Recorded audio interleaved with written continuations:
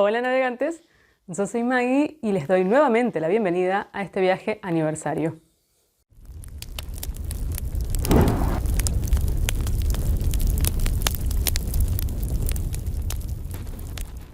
¿Cómo están? Espero que bien. Después de un mes de no vernos, espero que hayan pasado unas lindas vacaciones, los que tuvieron vacaciones, y si no, un poco de descanso para los dos hemisferios. Descanso en verano, no creo que hayan podido descansar mucho, sé que por allá están con una ola de calor terrible. Y por acá estamos en un invierno bastante tranqui, así que bueno, por lo menos para mí han sido unas vacaciones de buen clima. No sé si he descansado mucho, pero bueno, es lo que sucede con las mini vacaciones de invierno, porque realmente es que son muy cortas. Así que espero que les guste este book tag con el que voy a volver al canal, que va a estar enmarcado dentro del festejo del año del canal.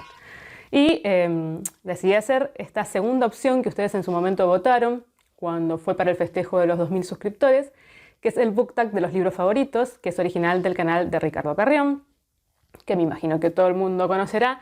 Ni siquiera tengo que hacerle propaganda a Ricardo, de todas maneras obviamente voy a dejar la información en la cajita para que ustedes se pasen por su canal si es que son extraterrestres y no lo conocen, y espero que realmente lo disfruten. Voy a hacer una aclaración. Estos libros que me acompañan, que son realmente mis libros favoritos de la vida y que todos los que me conocen lo saben, no van a estar dentro de las consignas, o sea, no van a ser parte de las respuestas, porque incluso un mismo libro podría contestar varias premisas diferentes, y porque además quería ser un poco más original y no hablar siempre de los mismos libros.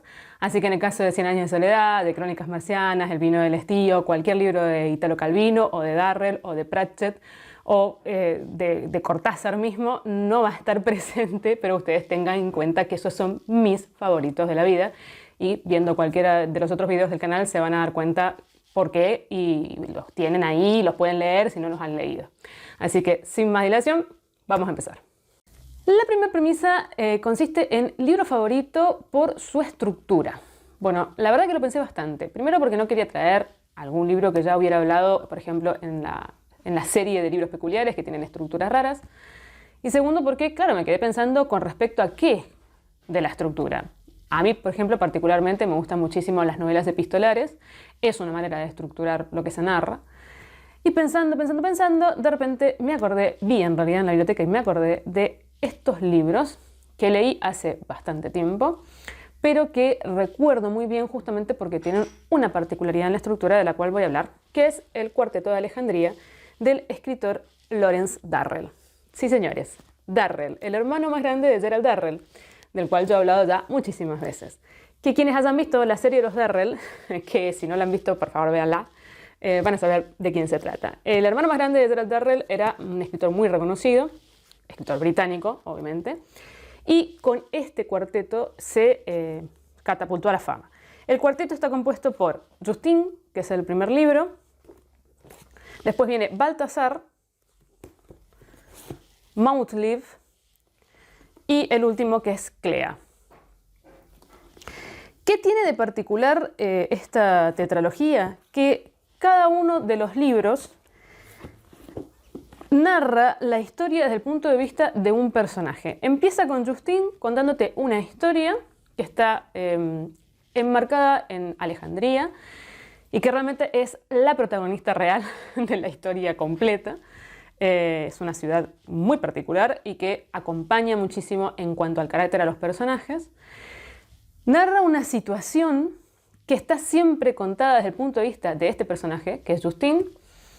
De todas maneras, uno va más o menos viendo lo que van pensando otros personajes, pero muy por arriba, como pinceladas, y toda la interpretación parte de este personaje principal.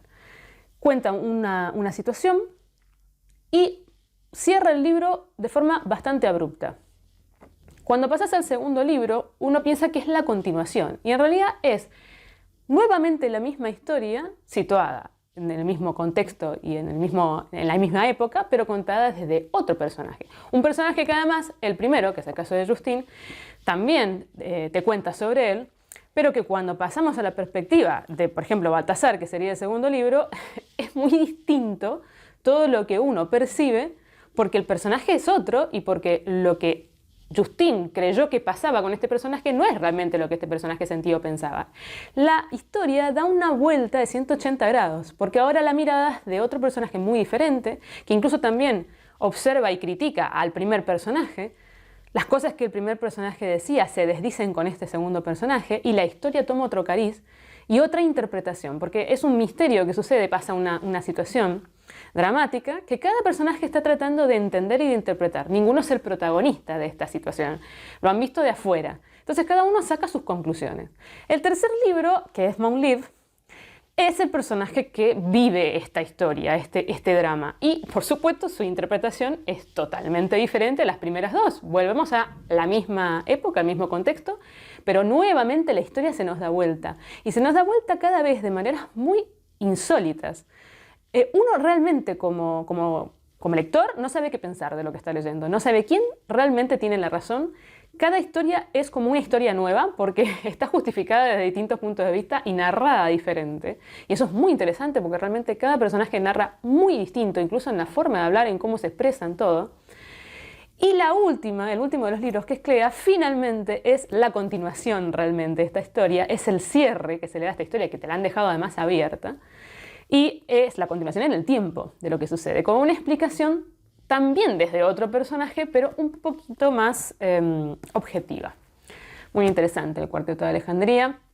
Está muy bien escrito, tiene muchísimas reflexiones muy profundas, muy filosóficas. Es un libro que hay que tomarse su tiempo para leerlo. Además, son varios, no es un libro, son varios libros, pero realmente valen mucho la pena. La segunda premisa es libro favorito por su temática. Bueno, a mí hay temáticas que particularmente me llaman la atención o me gustan, como por ejemplo son las que tienen que ver con la iniciación. Con chicos que están pasando de un momento vital de su vida a otro y que está narrado desde la perspectiva de la niñez. De la niñez que está ahí en el borde de la adolescencia o en el borde de la madurez y cómo lo que vivencian y lo que perciben de a poco va transformándose y va pasando de una mirada inocente a una mirada un poco más adulta. Este es el caso del libro Álamos Talados del escritor argentino, mendocino además, o sea, de mi provincia, Abelardo Arias. Es un libro que también leí hace bastante, que me pareció muy bien escrito, muy hermoso. Es bastante melancólico, bastante triste. Habla sobre un niño situado en lo que sería el campo de Mendoza, el campo mendocino, que tiene que ver mucho con las vides, con las viñas, con el trabajo de la tierra. No tanto el trabajo ganadero, sino más el trabajo de la siembra, de lo que tiene que ver con las plantas o con la producción, digamos, agrícola. Que durante las vacaciones, él vive en realidad en la ciudad, pero en las vacaciones pasa sus vacaciones de verano con sus abuelos, que bueno, viven en una finca.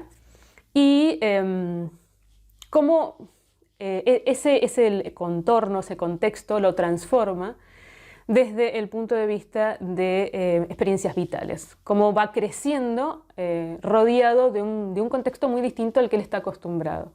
Y también cómo va empezando a visorar la destrucción de ese tipo de vida, o sea, cómo la ciudad va empezando a comerse al campo y a comerse a esas personas que viven tradicionalmente, que no les dejan lugar ni espacio.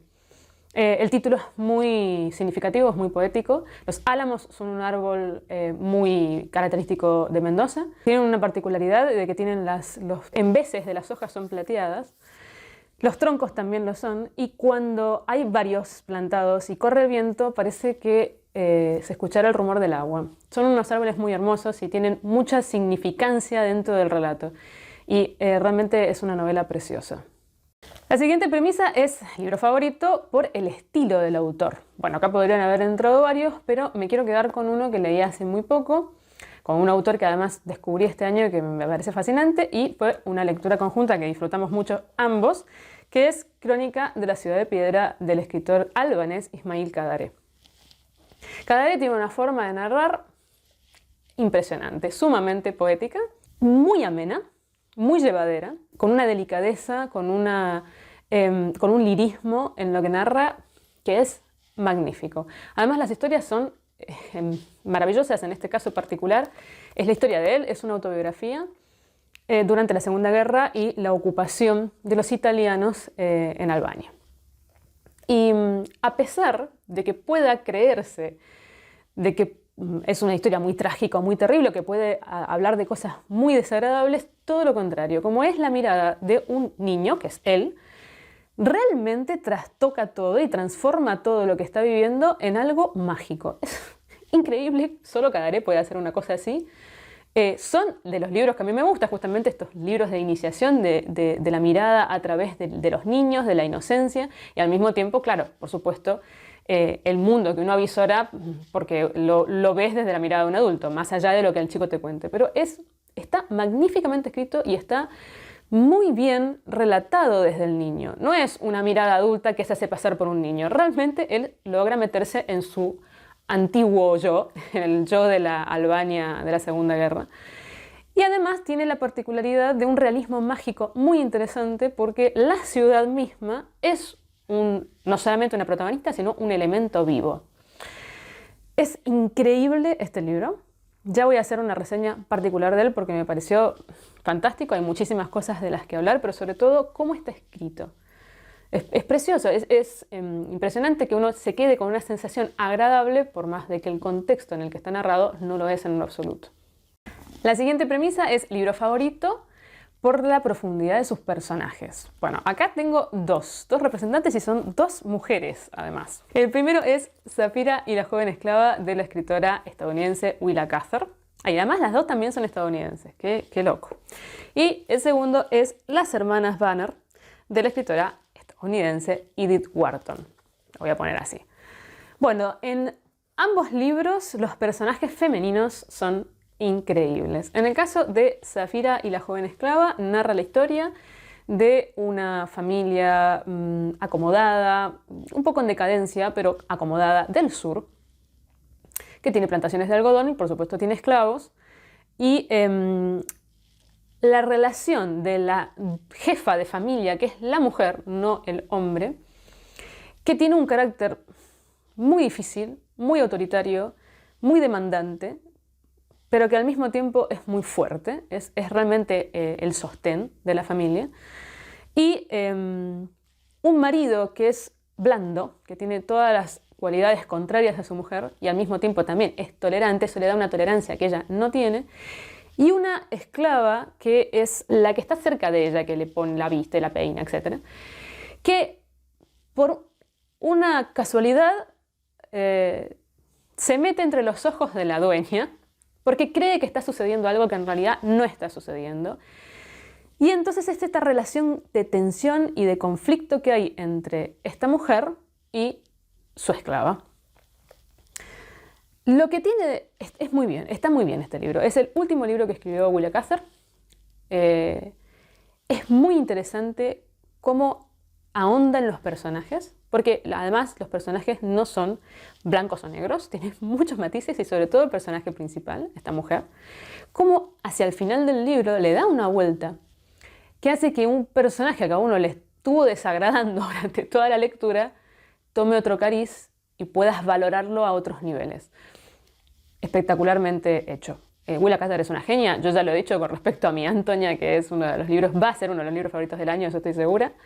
Y cómo consigue que vos puedas girar tu concepto sobre el personaje que estuviste leyendo y de repente pase a ser algo bastante contrastante, solamente una persona que sabe muy bien la psicología de su personaje y expresarlo, lo puede conseguir.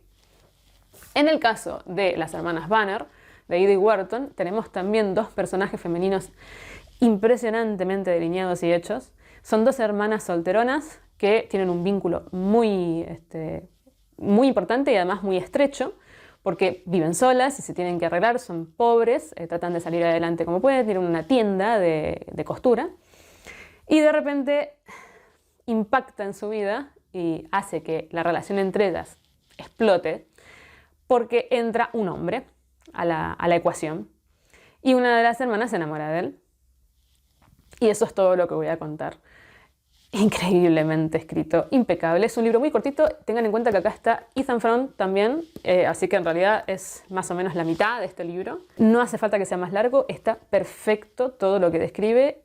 Uno entiende, no hay ninguna duda de cuáles son las motivaciones de estos personajes y qué es lo que sienten. Y psicológicamente, el trazado psicológico de las dos hermanas es impecable. Y de Wharton tiene esta cualidad también. Y la historia es impresionante y es sumamente creíble y se empatiza todo el tiempo con ambos personajes, por más de que tienen actitudes y formas de ser y caracteres muy distintos. La siguiente premisa es libro favorito por su juego narrativo.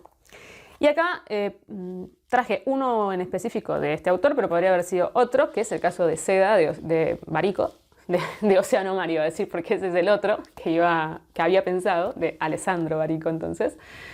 Justamente el otro era Océano Mar, pero bueno, me quedo con Seda porque de Océano Mar he hablado más. Este fue el primer libro que yo leí de Barico y me encantó. Me encantó por la forma en que está escrito, por los juegos justamente narrativos que hace. Tiene un estilo muy rítmico en su prosa. Por ejemplo, usa el recurso de la repetición con mínimas variantes, que hace que sea como juguetón. La historia es muy interesante, es original, está muy bien narrada. Tiene un giro final que a mí me pareció muy bello, muy hermoso. Es muy cortito, se lee muy rápido. Hay una sutileza en la historia y en la escritura que realmente vale muchísimo la pena. No voy a ahondar mucho sobre de qué trata, simplemente es un comerciante de seda que tiene que hacer el viaje hasta Japón, en la época en que Japón todavía recién abría sus mares, digamos, a la comercialización con Europa. Y por un problema con los gusanos de seda con los que él comerciaba originalmente, tiene que ir a una ruta diferente. Y por lo tanto tiene que conocer una idiosincrasia de un mundo y una vida totalmente distintas a la que él lleva.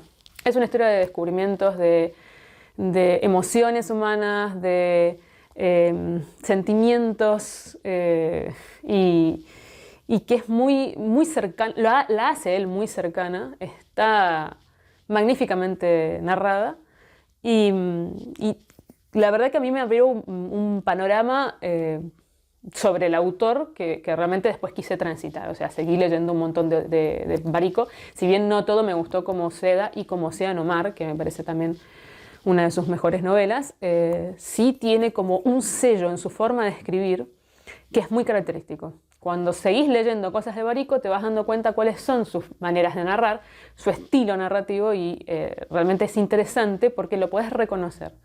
Muy, muy lindo Seda, muy recomendable. La siguiente premisa es libro favorito por su argumento ingenioso. Bueno, y voy a traer algo que leía hace muy poco y me enamoré, que no podía ser de otra forma, porque es uno de los libros dentro de esta antología de cuentos de Ribeiro, que se llama Cuentos de Circunstancias. Nunca me había pasado, y esto es la primera vez, que empiezo a leer un libro de relatos y no puedo parar hasta terminarlo. Lo leí todo de corrido en una tarde. En general yo siempre los relatos los voy mechando con otras cosas. Leo uno, dos, que eso lo dejo, después leo otras cosas, después vuelvo. Me parecieron tan originales, tan buenos, siempre tan bien escritos. ¿Qué más voy a decir? Siempre digo que Ribeiro escribe increíblemente bien, es que es un cuentista maravilloso. Eso no hay ninguna duda. Pero es que además, en este caso, realmente los argumentos son muy originales, distintos a otras cosas, porque, bueno, como verán, ya llevo bastante. Él tiende a ser de corte realista, aunque sí podemos encontrar varios cuentos fantásticos o con realismo mágico, pero después su sello ha sido hablar justamente de los desposeídos, de aquellas personas que la sociedad no les da una voz, de los pobres, de los marginados y de situaciones bastante realistas dentro de la vida peruana. En este caso, hay bastante de magia en estos cuentos y los argumentos son muy originales, no sabes para dónde va a disparar. Están muy bien, realmente son muy entretenidos, son muy diferentes unos con respecto a otros, por lo que se me hizo sumamente fácil leerlos de corrido y sobre todo prestar muchísima atención a cada uno porque nunca sabía para dónde iba a disparar. Me parecieron espectaculares. Vuelvo a decir que Ribeiro es impresionante, así que bueno, si hablamos de argumentos ingeniosos, más allá de los que son de corte realista, también son ingeniosos porque no va a lo obvio. Las resoluciones de los cuentos no son obvias, lo que te narra muchas veces no sabes por qué te lo está narrando y hacia dónde va. Consigue despertar esa curiosidad en el lector, que es tan importante en los relatos. Y sobre todo, mantener una calidad y un nivel en todos los relatos de forma pareja. Nunca me había pasado de leer un libro de relatos en donde Todos los cuentos me gustaron por igual. No puedo decir que haya un cuento hasta ahora de todo esto que he leído, que verán que es bastante, que me guste más que otro. Están increíblemente escritos. La siguiente premisa es libro favorito por su atmósfera.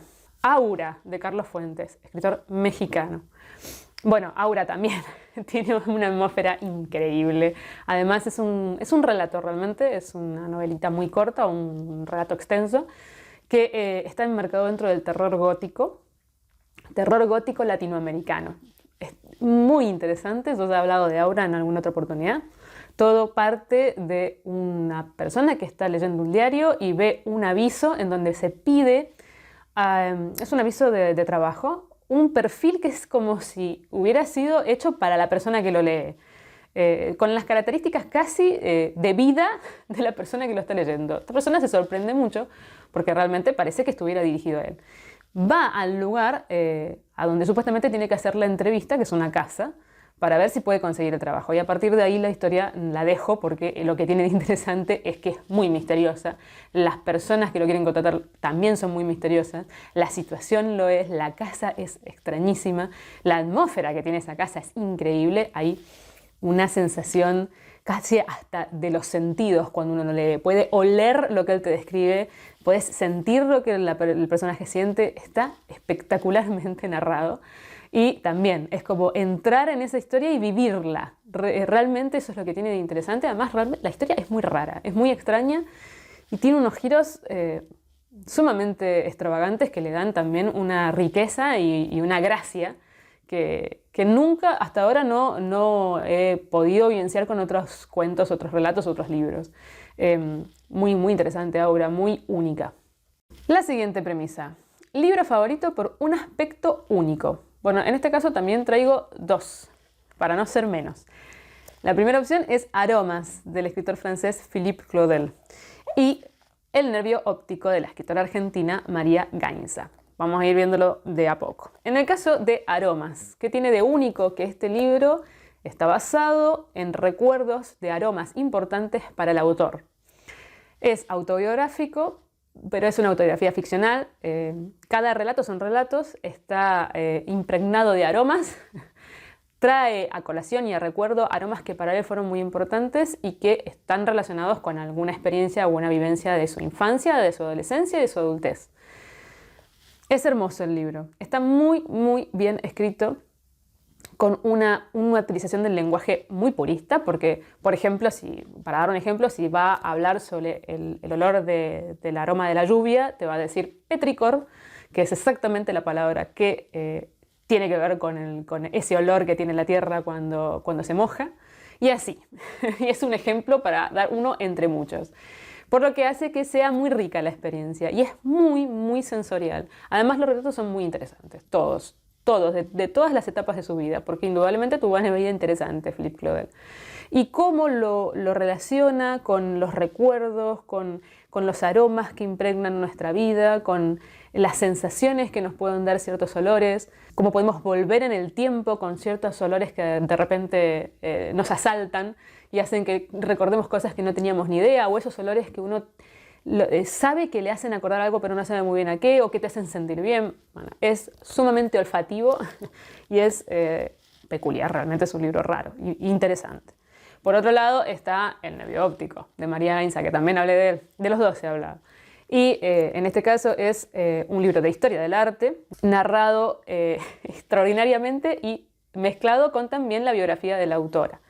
Pero mezclado perfectamente, hace un sincronismo entre cuadros que ella quiere, además, no solamente analizar, sino también que te habla de la historia de los pintores y por qué es que llegó a hacer ese cuadro. Bueno, es realmente historia del arte, sino que los enlaces que hace con su propia vida y esas obras de arte están perfectamente hechos. No son aleatorios, no están puestos porque sí. Ella no narra el hilo conductor, digamos, es la vida de ella, pero no está puesto de adorno, está perfectamente articulado con las obras de arte. Es tan ameno y lo interesante es ver esas obras de arte de las cuales ella te habla. Es lo que yo hice, por lo menos.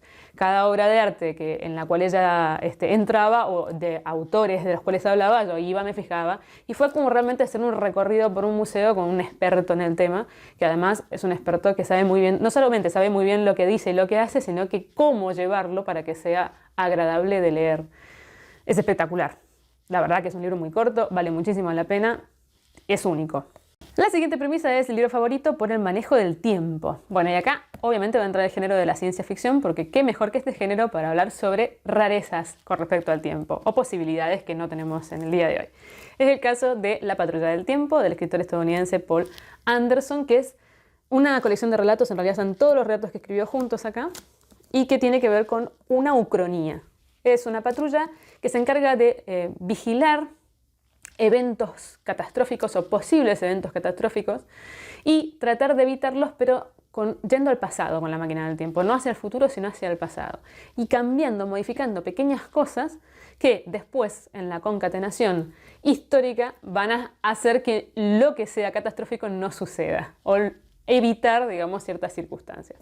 Esto está basado en la idea de Ray Bradbury del efecto mariposa. La película El efecto mariposa está basado en un cuento de Ray Bradbury en el que él plantea que en un futuro de X, la gente, como parte del turismo, podía irse al pasado. Pero había que tener mucho ojo y había que estar muy reglado todo lo que se hiciera en el pasado, porque si uno pisaba una brizna de hierba fuera de lugar, el efecto dominó de lo que sucedía podía ser catastrófico para el futuro. Esta es la misma idea, pero pensado en forma positiva. Estas personas justamente viajan a ciertos lugares y puntos que pueden ser incluso muy distantes con respecto a su línea temporal actual para evitar y para modificar de alguna forma las cosas, obviamente de manera muy cuidada, o sea, pensando muy bien qué es lo que van a modificar y cómo, para que después a futuro se modifique de forma positiva. Son muy entretenidos.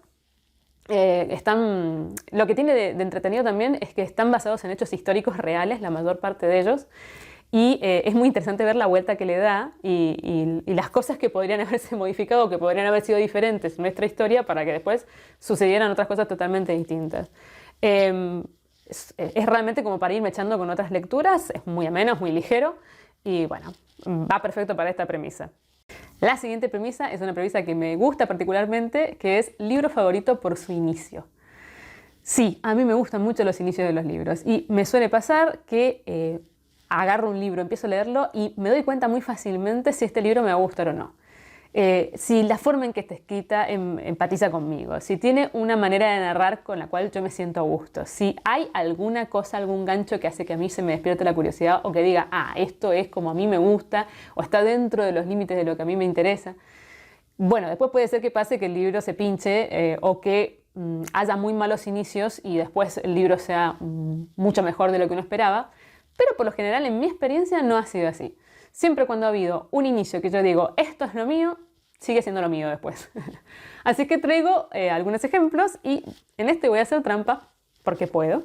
Voy a traer a mi amado Terry Pratchett, porque justamente a mí me pasó esto. Con Terry Pratchett yo no sabía absolutamente nada de este autor. En algún momento yo comenté esto, yo estaba en creo que estaba viendo libros en una biblioteca digital o algo por el estilo, o en una librería, y había sugerencias. Yo estaba viendo cosas que tenían que ver con Tolkien. Y la sugerencia era, si a vos te gusta tal libro, entonces muy probablemente te guste este.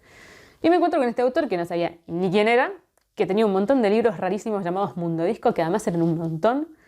Y dije, bueno, qué sé yo, voy a hacer la prueba. Estaba la posibilidad de leer justamente las primeras hojas del primer libro. Y cuando empecé a leer dije, no, esto lo tengo que conseguir. Yo tengo que leer esto porque, ¿qué es esto? Esto me encanta. ¿De qué se trata? ¿Quién es este autor? Bueno, después vino mi fase de enamoramiento total con Terry Pratchett. Así que les voy a compartir el inicio del primer libro de su gran mundo de Mundo Disco, porque ya no se le puede llamar saga, porque como saben los libros son cerrados, pero hacen a un todo general, para que vean de qué se trata lo que cuento. En un lejano juego de dimensiones de segunda mano, en un plano astral ligeramente combado, las ondulantes nieblas estelares fluctúan y se separan.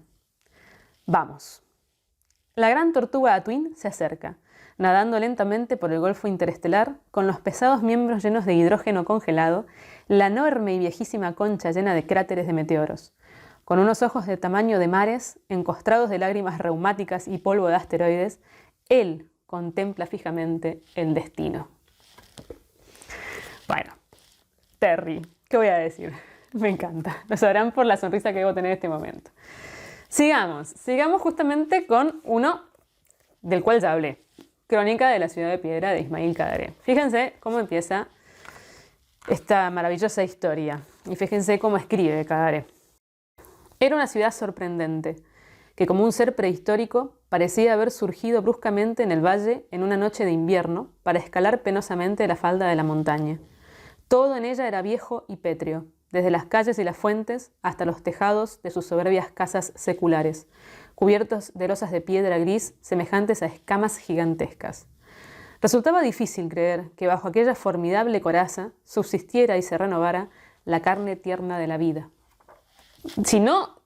Habiendo escuchado esto, no quieren ir a leer Crónica de la ciudad de piedra, no sé cómo ya sensibilizarlos con respecto a este maravilloso autor. Seguimos por una obra maravillosa que tiene un inicio bellísimo y que, bueno, no hace falta mucho presentar al Hobbit, ¿verdad? Vamos a leer. Acá ni siquiera hace falta, creo, leer el párrafo. Con leer la primera frase ya es suficiente, pero bueno, voy a leer un pedacito. En un agujero en el suelo vivía un hobbit. No un agujero húmedo, sucio, repugnante, con restos de gusanos y olor a fango, ni tampoco un agujero seco, desnudo y arenoso, sin nada en que sentarse o que comer. Era un agujero hobbit, y eso significaba comodidad. Es bonito, es muy bonito, es muy tierno, es hermoso, el Hobbit es espectacular. No hace falta que diga más nada, y qué inicio que tiene, qué precioso. Bueno, y voy a finalizar con el inicio de los inicios, que me imagino que acá casi todos van a coincidir, que por lo menos es curioso y diferente y original, que es la metamorfosis. ¿Qué decir de este inicio? Es una maravilla. Una mañana, al despertar de un sueño intranquilo, Gregorio Samsa se encontró en la cama transformado en un insecto monstruoso. Estaba acostado sobre la espalda que era dura como acorazada y levantando un poco la cabeza pudo ver su vientre convexo, color pardo, dividido por unos arcos rígidos. La manta había resbalado sobre esa superficie y solo una punta lo cubría todavía. Sus patas numerosas, de una delgadez lamentable en relación con el volumen del cuerpo, se agitaban frente a sus ojos. Por favor, ¿quién puede empezar a leer esto y no decir yo necesito leer de qué se trata? ¿Qué es esta maravilla? Además, ¿cómo está escrito? Bueno, Kafka. ¿Qué se puede decir de él? Pasemos a la premisa que sigue. Libro favorito por su humor. Bueno, acá podría haber entrado cualquiera de Terry Pratchett, cualquiera de Gerald Darrell, cualquiera de Cortázar, cualquiera de Calvino. Hubiera tenido material más que suficiente. Pero quiero hablar de un libro que leí también hace muy poco, gracias también a una recomendación de un amigo, que además hace rato que me está diciendo que lo lea y me volvió a insistir, y menos mal, que es El contrabajo del escritor alemán Patrick Süskind. Todo lo que leo de Süskind me parece espectacular. Y todo es muy diferente. Y esto ya desde el género es un monólogo teatral, ya es original, pero además está tan bien. Habla sobre la vida de un contrabajista de una orquesta alemana y su triste, triste vida. Y es espectacular. Es muy gracioso. Si sos músico lo vas a disfrutar a mayor nivel porque todo lo que habla es cierto. O sea, tanto sean datos de compositores como de historia de la música, como de acústica, como de morfología, de orquestación, de la vida de la orquesta, del trabajo dentro de una orquesta. Parece que realmente fuera él un instrumentista de una orquesta. Es increíble. Es más, yo me volví a ir a fijar en su historia, en su biografía, para ver si esta persona había estudiado música. Pues no. No sé cómo hace Süskind para asesorarse tan bien y estudiar tan bien sobre lo que tiene que hablar. Pero más allá de que seas músico, cualquiera puede leer esto y disfrutarlo porque es genial. Es muy cortito, realmente muy cortito, creo que son, no sé si 60 páginas, se lee muy rápido, yo me lo leí una tarde. Tiene un humor ácido, excelente, muy inteligente, además, muy sutil en algunas cosas, en otras no tanto, en otras son obvias. Hace una comparación entre lo que es el mundo de la orquesta con el mundo, con la sociedad y los estratos sociales, que no tiene desperdicio.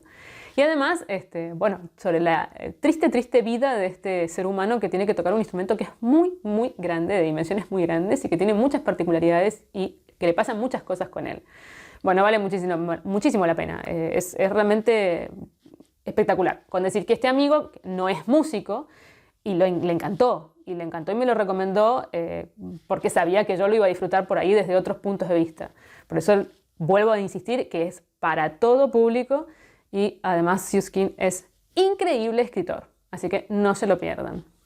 Bueno, vamos acercándonos al final. Esta penúltima premisa es libro favorito por sus protagonistas. Y también traigo dos.